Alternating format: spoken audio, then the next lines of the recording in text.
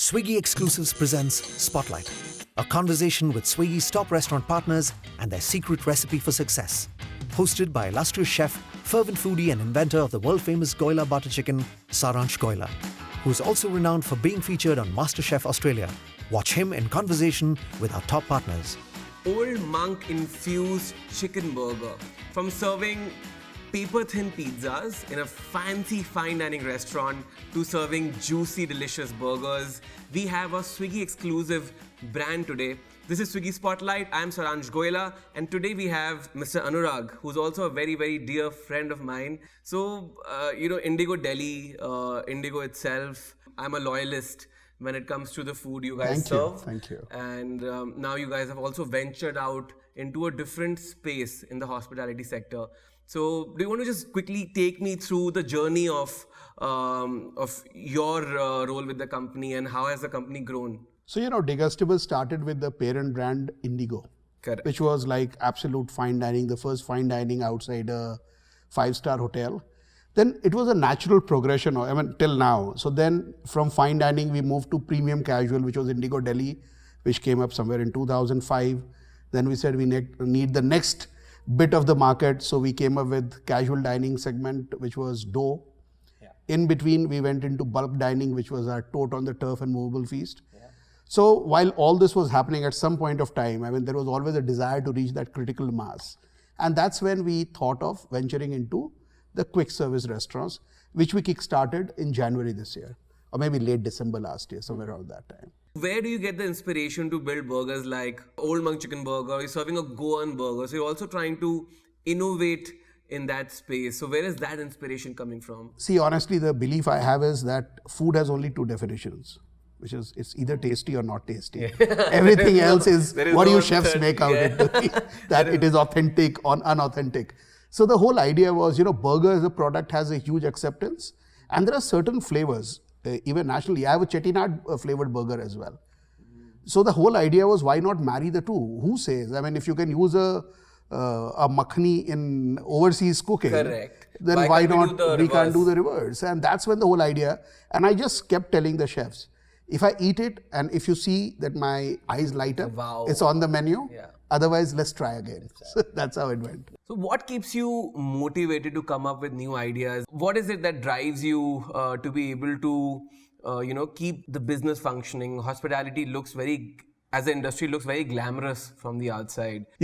Different things work for different people as motivators. For me, that line of thank you, somebody says, you made my day. You know what? That keeps you going for next 1 week. So in fact, in my company, there is one very clear-cut rule. You think about the money before you open your shop and after you shut your shop. During the day, your only job is to make sure everybody goes back happy. Simple. We'll look at the money later. Yeah. What are the tough challenges, especially if I had to take Indigo Burger project into the picture? I think, to satisfy aspirations of so many people every day. This year we are looking to serve about 1 million people across all our brands. That's the run rate so far. And imagine if everything is okay with everyone. Yeah. How do you achieve that with strangers? People from various cultures, various taste buds and exposures. Today, young kids are far exposed to maybe somebody who is not so young. Yeah, they're well traveled. They have and social they know media and they're online. Yeah, when I was growing up, the only cheese I knew was Amul cheese. But today the kids can give you names of like 20 cheeses and they will tell you what are the characteristics of each. Yes. And if I go to the technical side of it, delivering burgers can be a tricky thing. Right now, with Swiggy, we have done a kind of an association where we have created dark kitchens from where only Swiggy delivers across. So though we have only one restaurant right now running in Bombay and one in Pune, the delivery points are perhaps 8 right now. So you're basically exclusively partnering with Swiggy for Indigo Burger project. Yes. When you are doing these, dark kitchens or shadow kitchens, are you also getting help in setting up your locations? Absolutely. In fact, the second one that we set up in Pune, the first in Pune and second overall, was done purely on the data which was made available by Swiggy. The whole idea of partnership with Swiggy was, listen, I have a product and you have a certain reach. You have the data to tell me where is my product best fitted. Let's tango together. So they told us, I mean, these are the areas where I think you should do delivery first. So we said, okay, let's put up the shops there first. How do you make this decision of being exclusive when you have so many partners in the industry? See, Indigo Burger project, when we started off, we had no plans of going exclusive with anybody, honestly. But at some point of time, a thought came to me. The relationship between an aggregator like Swiggy and us is like that of a performer and a stage. They have a stage, they need a performer. We have artists, we need a stage. And that's when I said, this is a great way to take it forward. Let's decide where is your concentration of business, and I will create producers there. You deliver, that's your strength. Yeah. You have to build volumes. There is no commitment, all right, but let's see the trends. If you can do it. So what it does for me is, it is taking the brand to far more larger audience with very little effort in terms of infrastructure. And what kind of customer feedback have you been getting since you're only now on Swiggy? Have you been able to interact with customers about the service, or are the burgers making it properly to them or not? Yeah. So we do. In fact, it's at both the ends. Swiggy also collects lots of feedbacks and gives it to us, and we have our own ways of collecting feedbacks from people who we serve. So far, yeah, it looks very, very bright and nice. The ratings are better than what I anticipated it to be.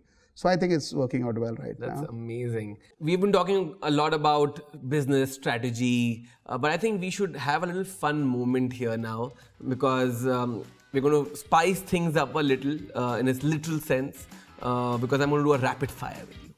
Are you ready for that? Bring it on. First outlet ever. Indigo Colaba, April 30th, 1999. First dish served. Asparagus phyllo rolls with saffron hollandaise. That sounds tasty. Is back on the menu. First employee. Abdul Qadir, employee number 1, still working with us. He's still there? He's now transferred to Nerul. But he's still there. He's still there. That's amazing. First customer feedback or review. For Indigo, brave effort, will it work? That is seriously the feedback. First feedback or review you got for Indigo Burger project. The first feedback was, once again, very nice. You have done it again. Which is a better food city, Delhi, Mumbai or Bangalore? I'd say Delhi. You love Delhi because you serve butter chicken. That's also true. Valid debate there. What do you prefer, dine-in or delivery? I prefer that. If you weren't serving what you are currently serving as a cuisine format, which cuisine would you pick? Asian, and I will be serving it soon. Oh, nice. I like how you're like, I'll be serving it soon. If you had to share 3 quick thoughts from your journey of starting a delivery brand, what would those be? They would like to learn from this conversation. For sure. Number 1, delivery market is here to stay and it's growing very fast. So you have to be in it if you want to make a significant difference. Number 2, food is not going to go out of fashion anytime soon, so stay put. And very importantly, the last one I'll tell everyone is that, guys, chase excellence. A business like F&B cannot be driven on P&L. You have to do what you're doing and wait for the outcome in numbers.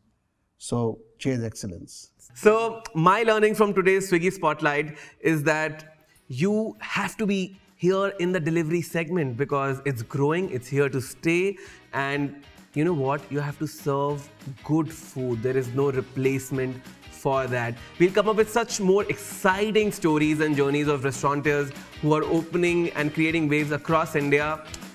Wait for more.